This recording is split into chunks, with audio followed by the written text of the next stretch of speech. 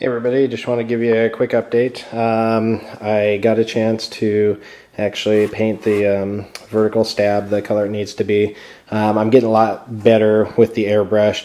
I think ultimately the key to success with the airbrush, and I'm sure I'm not telling most of you anything new, but for me the airbrush is new. Got to have the paint the right consistency. I did much better up until the very end. And the only reason that I had any issues, it started getting a little splotchy, was because I turned the airbrush off and let it sit for a little bit and then came back to it about 5 or 6 minutes later. And I think the paint that was on the surface of the needle actually dried, so then it started to spatter. But anyways, so I just need to do a real fine sandpaper on here. That's the one thing, I don't know if it's a me thing or if it always does this, but I get kind of a texture to this, kind of a rough texture, so I'll just wet sand it real smooth. I'm gonna spray paint it gloss and then attempt to put some decals on.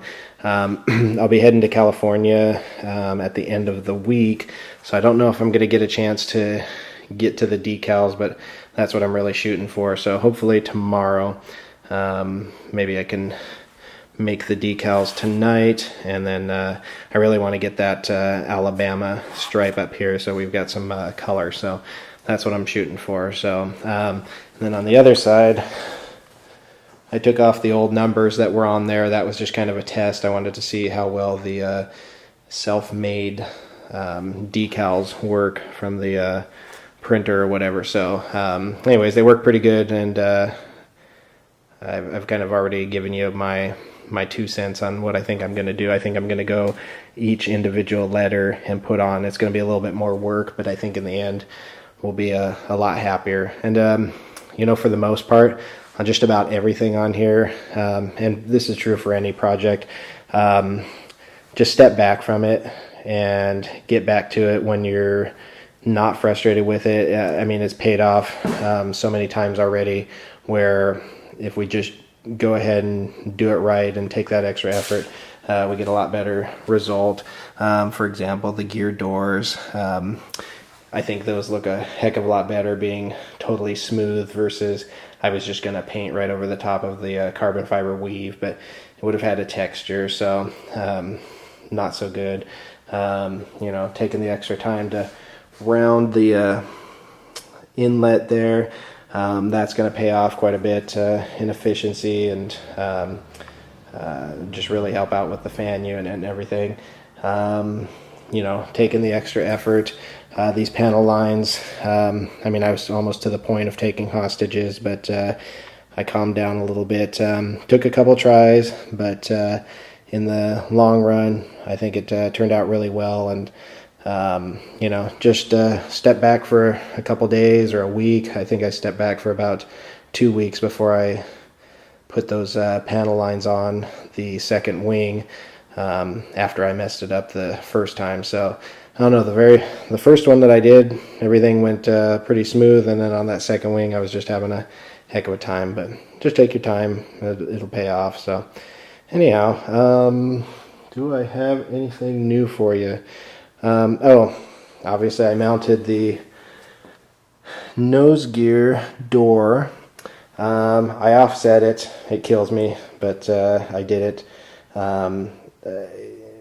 I'm gonna need to take a heat gun and reshape it a little bit, just simulating the air cylinder being attached down there. The back of the door pops up quite a bit, more so than it did before. I don't know why. Maybe when I was putting the smoothing the surface here and putting the Z-epoxy on there or whatever, I might have changed the shape just a little bit, but no biggie.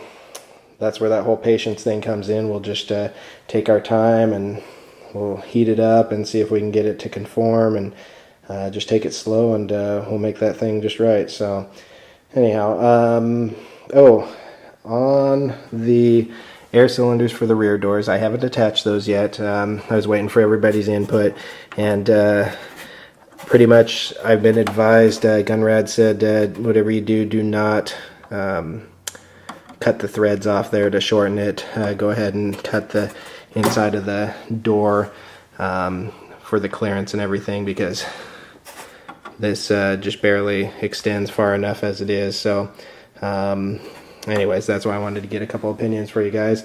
Everybody had good opinions, so but I think I'll go ahead and take his advice and make sure that all is good. So anyway, so that's where I'm at. I kind of skipped goals 1 and 2. I got those kind of about half done, but I really want to get this tail done before I go down and visit my brother in California. So anyhow, that's it for today, and I'll see you next time. Oh, one more thing. I got the Pilo cockpit here. I bought my matte black paint for our little canopy cover there. Or I'm sorry, not canopy cover, our cockpit control panel cover. I got some, it's not quite olive drab, it's some kind of green. Anyways, so I'll be able to start repainting our guy here after I fill in all the little nooks and crannies and whatnot. So my brother really wants me to work on the pilot, so that might be another thing I do this week. So we'll see how it goes, but vertical stab is number 1. Oh, if you're wondering where his head is, put this back here. There it is.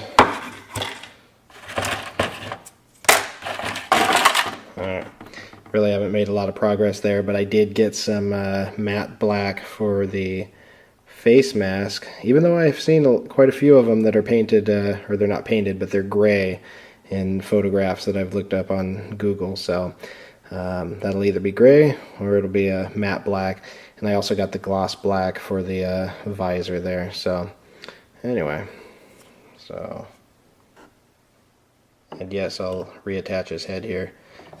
Maybe I can put a servo in there and have him do that, or I put a spring and he'll be a bobblehead. No, I'm not going to do that. So, all right. Anyways, just want to let you know that I did get the supplies to start working on our guy here.